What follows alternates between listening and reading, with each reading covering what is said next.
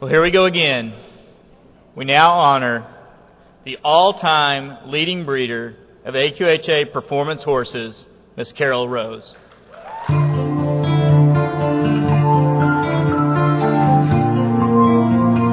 Ask Carol Rose who's responsible for her success, and she doesn't hesitate to reply, my mother.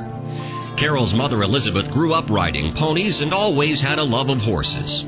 Carol, the second of 4 girls, inherited her mother's passion. When Carol was growing up in the Santa Clara Valley of California, her grandfather would take his granddaughters for pony rides on the weekends. When she was around 6 years old, Carol began competing in horse shows. With no horse trailer, Carol and her sisters would ride as far as 10 miles to a horse show while their mother drove the car loaded with everything they needed for the day. But my mother said I was impossible because I would never be serious, she said. All I would do was ride around the horse show and wave at my friends and talk to them. So she told me I couldn't go anymore if I didn't get serious. When Carol was 8, all that changed. She said, a judge who was a professional friend of my mother's gave me a big lecture on how I needed to be serious to do this. He said if my mother was going to go to the trouble to take me to the shows, I needed to concentrate and try to win. The day I won that trophy was the first day of the rest of my life. Back when Carol was growing up, you showed a horse in every event possible. Carol had a desire for all the Western events, but stock horse was her passion. By her mid-teens, she was competing and winning in California reined cow horse open bridle and ladies classes, along with the youth classes. It was in those arenas that Carol met legendary horsemen Jimmy Williams, Don Dodge, Barbara Worth, Johnny Brazil, Clyde Kennedy, and Ray Hunt. Carol attended California Polytechnic State University to study animal science and ag business. Halfway through, she began to ride and compete on cutting horses. Carol married Matlock in October 1968, and the two showed cutting horses across the country. Then in 1969, Carol was able to accomplish one of her mother's aspirations for her. When she was growing up, she and her mother would go to the Cow Palace. She loved Royal King and would go every night to watch the cutting, dreaming of doing it herself one day. In 1969, she made the finals in cutting at the Cow Palace, then won the event as her mother looked on. She called it one of the biggest highlights of her life. In 1975, Carol and Matlock had the chance to stand Peppy San on their Gainesville, Texas ranch. That same year, Carol's mother gave her a stallion named Pepinita. By the time Zanpar Bar arrived in Gainesville, the Roses were deep in the breeding business. When Matlock and Carol divorced in 1984, Carol kept Zanpar Bar and Genuine Doc, while Matlock took Peppy San and Pepinita. And that was the beginning of Carol Rose Quarter Horses. When Zanpar Bar died in November 1987, Carol turned to his son, Zan's Diamond Son, who was out of the Hall of Fame mare Diamond Sparkle, as his replacement. Then in June 1989, Sonny died in a roping accident. Little did Carol know she already had a successor. Shining Spark was in the barn, still a foal, on Diamond Sparkle's side. Carol Rose bred horses have earned 25 World Championships and 31 Reserve World Championships. She's bred 14 year-end High Point winners, 3 year-end all-around winners, and 2 year-end Reserve all-around winners. Her horses have earned 30,633 points. She's a 40-year breeder with judges' cards with the National Cutting Horse, the National Reining Horse, and American Horse Show Associations. She was an AQHA judge for 14 years. Carol was AQHA Professional Horsewoman of the Year in 1998. She's been an AQHA director and is in the National Cowgirl, the Texas Cowboy, and the NRCHA Halls of Fame. She has $124,000 in NCHA rider earnings, $587,000 in NRHA earnings as an owner, and nearly $77,000 as a rider. In 2008, Carol returned to showing, and for the first time in 42 years, she competed in the Senior Working Cow Horse Finals at the AQHA World Championship Show. The reason that I showed at the World Show, because my mother, every time I talk to her, which is a lot, she'll say, have you been to any horse shows?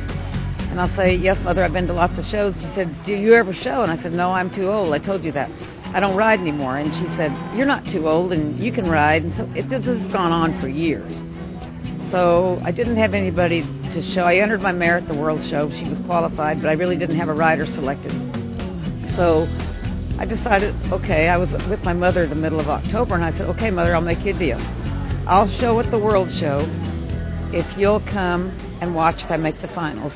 So I had good help, and I drew a good cow in the preliminaries, and I got lucky and made the finals.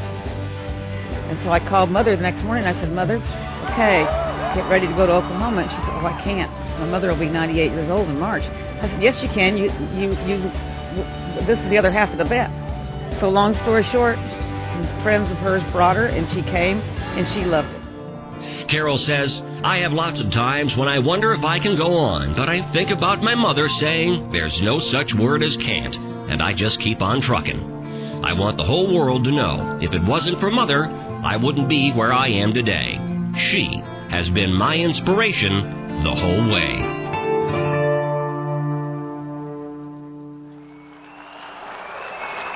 Needing no introduction, Carol Rose.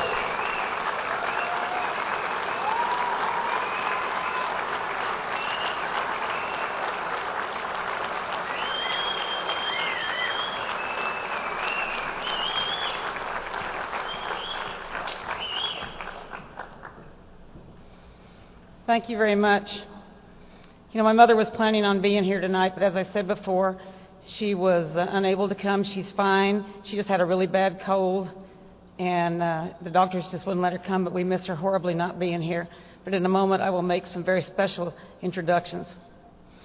First of all, I want to thank the Hall of Fame committee for this tremendous honor. And I want to say a special thank you to Zach Wood. You know, we lost Zach a few weeks ago, but he was a very, very, very dear, longtime friend of mine. I wouldn't be standing here tonight, but I have three ladies that are very, very close to me that were so insistent that I become a member of this Hall of Fame, and they'd worked very hard on my nomination. And those three ladies are guests of mine tonight. Please welcome Cheryl Megatoe, Patty Colbert, and Susie Jean. They're over here at my table.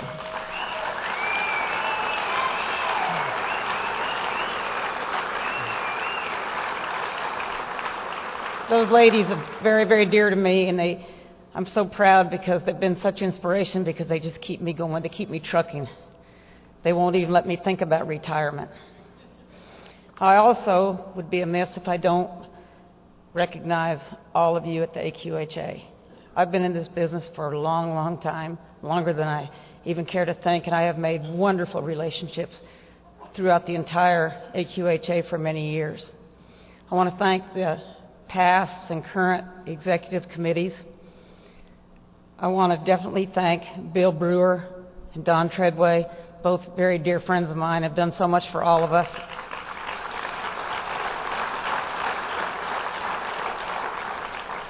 Special thank you to all the executive directors and the staff.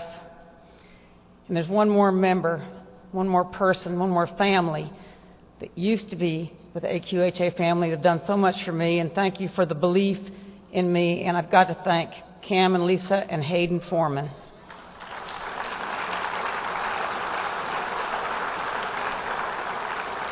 You know, last but very importantly not least, I've got to thank all of the AQHA corporate partners.